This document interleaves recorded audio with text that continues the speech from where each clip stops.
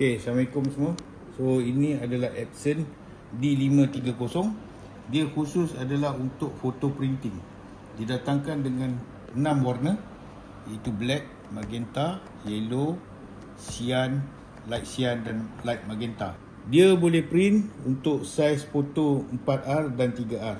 Okay, itu je kerja dia, untuk photo printing, dan gambar akan jadi terang dan cantik dan tahan lama. So ini yang package yang dia bagi saiz 4R photo glossy paper. Kalau nak lebih, kita kena beli lain . Printer ni yang bagus dia ada fungsi wifi dan dia boleh connect dengan handphone, boleh print terus daripada handphone kan. Dan dia boleh printing duplex depan dan belakang.